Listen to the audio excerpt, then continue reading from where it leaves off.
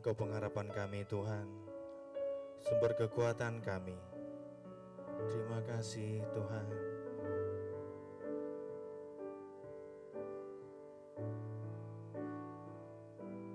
Saat tiada jalan, hadapi persoalan, Yesus ada di sana dan memberiku jawaban. Pahitnya kenyataan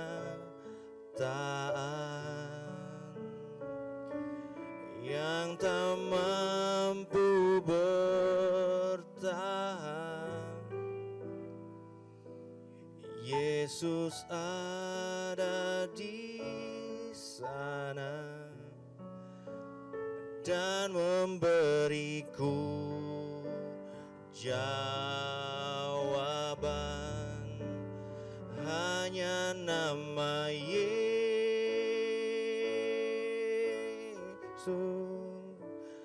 hanya nama Yesus,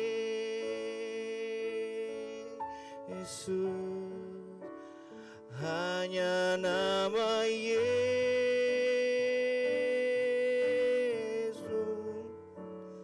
berikan ku pengharapan.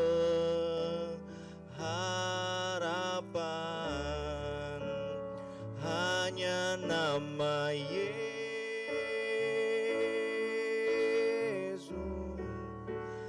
hanya nama Yesus,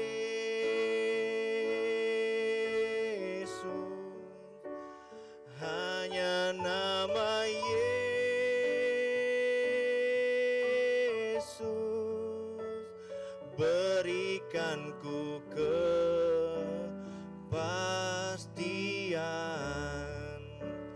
berikan ku kepastian,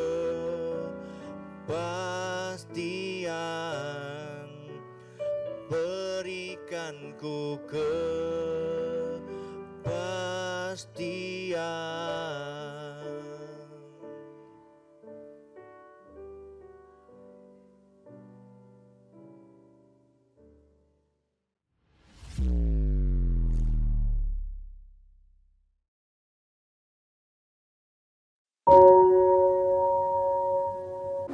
Salam, salam sejahtera dalam kasih Tuhan. Puji Tuhan, saat ini kita kembali dalam acara Today Sermon. Dan saat ini firman Tuhan yang akan saya sampaikan berbicara tentang bagaimana mengatasi luka batin.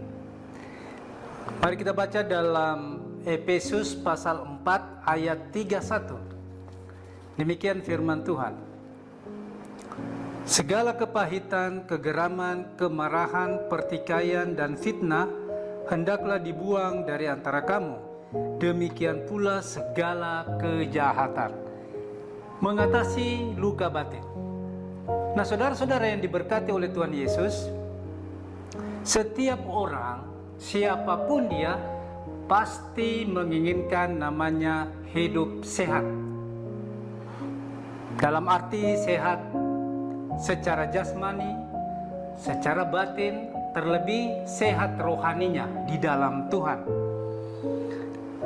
Ada prinsip kesehatan dunia mengatakan mens sano in corpore sano, yang artinya di dalam tubuh yang sehat terdapat jiwa yang sehat. Nah, saudara-saudara yang dikasihi oleh Tuhan Yesus, pertanyaannya, kenapa kita harus hidup sehat? Tentulah dengan kesehatan yang kita terima atau dengan kesehatan yang kita miliki, kita akan melakukan apa saja, termasuk melakukan kegiatan pelayanan, beribadah, memuji, memuliakan Tuhan, bahkan melakukan kegiatan-kegiatan penginjilan dan misi. Bagaimana kita bisa melakukan kegiatan-kegiatan ibadah kita, kegiatan-kegiatan ibadah kita di gereja, atau mungkin sebagai seorang misionari, melakukan pekerjaan Injil dan misi di lapangan jikalau tidak memiliki kesehatan yang prima atau kondisi tubuh kita dalam keadaan sakit? Tentulah tidak mungkin. Nah, saudara yang dikasihi oleh Tuhan Yesus, tidak heran jikalau banyak orang saat ini di dalam kehidupan dunia ini melakukan semua aktivitas atau kegiatan hidupnya untuk tetap menjaga kesehatannya secara prima. Tentunya termasuk saudara dan saya. Saya pun secara pribadi, saudara, saya selalu bagaimana bisa hidup sehat dengan menjaga pola makan dan juga gaya hidup kita, agar kita tetap sehat, kita bisa melayani pekerjaan Tuhan. Ada orang-orang yang untuk menjaga kesehatannya dia berolahraga, dia memakan makanan yang bergizi, bervitamin, bahkan mungkin minum obat-obat, suplemen, vitamin dan lain sebagainya, agar tetap dia merasa fit, prima, dan tidak mudah menderita sakit.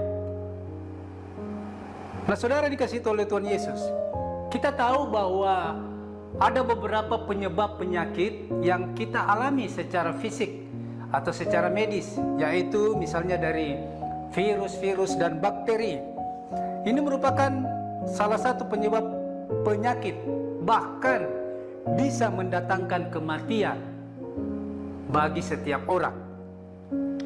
Tetapi tahukah saudara bahwa ada satu penyakit yang lebih parah dari virus dan bakteri ini? Bukan hanya mematikan tubuh, tetapi juga dapat mematikan jiwa kita, roh kita. Itu adalah penyakit batin atau luka batin yang dialami seorang manusia. Tentulah penyebabnya ada beberapa. Di antaranya saya mencatat di sini, saudara, bahwa penyakit luka batin itu bisa disebabkan oleh karena kehilangan kasih, kepahitan, iri hati, dendam, dan seperti yang Rasul Paulus katakan dalam Efesus pasal 4 ayat 31. Sekali lagi saya bacakan, di sana dikatakan segala kepahitan, kegeraman, kemarahan, pertikaian dan fitnah hendaklah dibuang dari antara kamu, demikian pula segala kejahatan. Inilah yang bisa menyebabkan luka batin seseorang atau luka hati kalau kita tidak pintar untuk mengatasinya. Nah, saudara dikasihi oleh Tuhan Yesus, jika hal ini terjadi, maka dapat mengakibatkan seseorang akan mengalami stres dan depresi, bahkan kehilangan gairah hidup, kehilangan sukacita, damai sejahtera, dan akhirnya bisa mengalami kematian. Bapak Ibu saudara-saudara yang diberkati oleh Tuhan Yesus, oleh sebab itu saudara, bahwa mari kita menjaga hati kita. Mari kita menjaga agar kita tetap konsisten, selalu belajar kebenaran firman Tuhan yang merupakan obat yang mujarab untuk mengatasi luka batin atau luka hati yang saudara dan saya alami.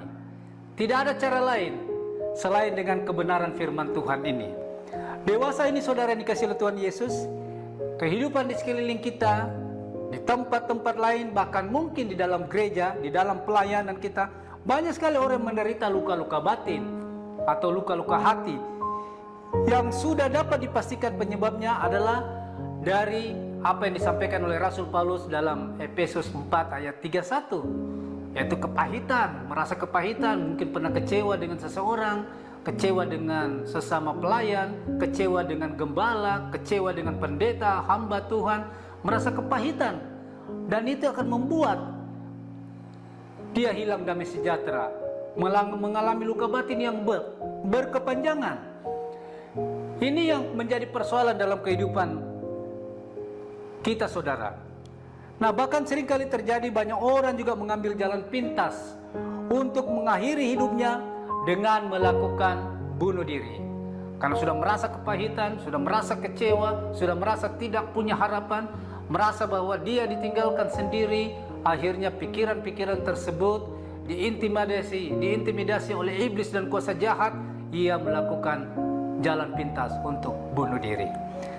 Nah, saudara yang dikasihi oleh Tuhan Yesus, Rasul Paulus sadar benar akan bahayanya luka batin atau luka hati yang kita pendam dalam kehidupan kita setiap hari. Nah, mari kita belajar saudara, apa kata firman Tuhan untuk bagaimana kita bisa mengatasi luka batin tersebut. Di sini saya mencatat ada 4 cara atau kiat untuk kita bisa mengatasi luka batin atau luka hati yang kita alami. Yang pertama saudara, bagaimana kita mengatasi luka batin atau luka hati yang kita alami saat ini? Yang pertama, Rasul Paulus dengan tegas mengatakan, dibuang atau dihapus. Dalam Efesus 4:31 dengan tegas dikatakan dibuang atau dilempar keluar, lepaskan saudara. Jangan disimpan dalam hati, dilepaskan saja, dibuang, kata Rasul Paulus. Yang artinya luka-luka batin itu jangan disimpan. Atau kita sering pelihara dalam hati, kita merasa bahwa kita tidak memberikan pengampunan, kita merasa bahwa saya akan begini terus. Karena ini merupakan virus yang sangat jahat saudara, dan sangat mematikan. Ibarat saudara kalau di hadapan sebuah komputer atau laptop, ketika terdeteksi ada virus yang menyerang laptop kita atau file-file kita di dalam komputer kita, dan pastilah kita harus segera menghapusnya atau kita lakukan delete, dihapus virus itu agar ia tidak merusak file-file dokumen yang ada di dalam arsip komputer dan laptop kita. Nah, seperti itulah seharusnya jikalau ada luka batin yang kita alami oleh karena kekecewaan, kepahitan, kegeraman, luka hati yang lainnya, kita harus segera buang, kita harus lepaskan, kita hapus dalam hati kita.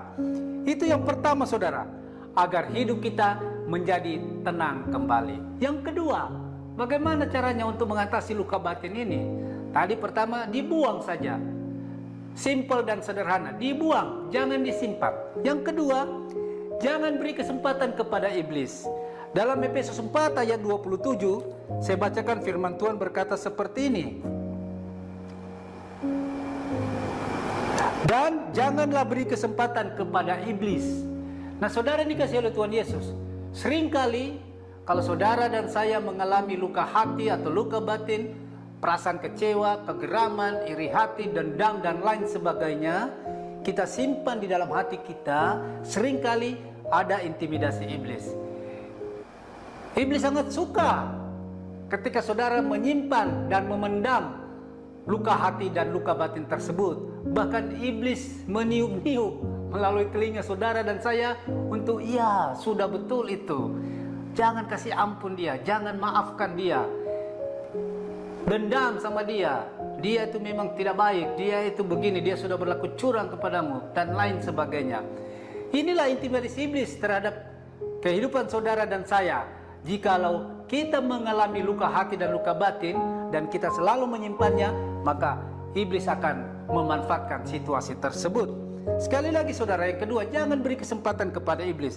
Ketika mengalami luka batin, seringkali kita dimanfaatkan oleh iblis, bahkan diintimidasi untuk tetap tidak membuang luka-luka hati dan luka batin tersebut. Bahkan kita menyimpannya baik-baik, kita simpan dalam hati, kita rawat, ya sudah, pokoknya saya tidak akan maafkan dia, saya tidak akan ampuni dia. Kita tidak mau melepaskan pengampunan kepada orang-orang yang sudah menyakiti kita. Nah, Bapak Ibu Saudara yang dikasihi oleh Tuhan Yesus, yang pertama, bagaimana mengatasi luka batin, yaitu dibuang, dilepaskan. Yang kedua, jangan beri kesempatan kepada iblis. Dan yang ketiga, lepaskan pengampunan atau berikan pengampunan. Hanya itu jalan terbaik. Ketika saudara disakiti, saudara merasa kecewa dengan orang lain, apakah itu teman sepelayanan, teman di gereja, teman di lingkungan kita di mana kita berada, atau mungkin di tempat kerja kita, di kantor kita, lepaskan pengampunan, berikan pengampunan. Dalam ayat 32 Efesus pasal 4 berkata, tetapi hendaklah kamu ramah seorang terhadap yang lain, penuh kasih semesra dan saling mengampuni, sebagaimana Allah di dalam Kristus telah mengampuni kamu. Jadi lepaskan pengampunan, saudara. Yang ketiga, untuk cara kita mengatasi luka hati dan luka batin, yaitu melepaskan pengampunan. Nah, saudara dikasihi Tuhan Yesus, saya pernah mengalami juga hal yang sangat melukakan hati saya ketika ada teman gereja di masa lalu saya melakukan hal yang tidak baik, menipu saya merasa luka hati, luka batin. Tetapi pelan demi pelan, dengan kepastian teguh berdasarkan firman Tuhan, saya melepaskan pengampunan. Saya tidak mengingat lagi persoalan itu yang cukup berat ketika saya mengalami persoalan tersebut. Saya melepaskan pengampunan, Tuhan, saya lepaskan pengampunan, dan biar Tuhan yang sendiri yang berperkara. Nah, hanya itu caranya, saudara. Ketika saudara mau melepaskan luka batin atau luka hati kita, berikan pengampunan kepada orang yang sudah menyakiti kita. Nah, saudara, ini kasih Tuhan Yesus, kuncinya kita harus mengampuni orang-orang yang sudah menyakiti hati kita, sebagaimana Allah di dalam Tuhan Yesus Kristus telah mengampuni saudara dan saya melalui pengorbanannya di kayu salib, yang mengorbankan diri untuk mengampuni dosa-dosa manusia agar kita hidup layak hanya oleh karena kasih karunia-Nya.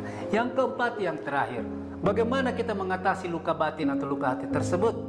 Tadi dibuang atau dilepaskan. Yang kedua, jangan beri kesempatan kepada iblis. Yang ketiga, melepaskan pengampunan. Yang keempat, yang terakhir, tinggalkan manusia lama kita.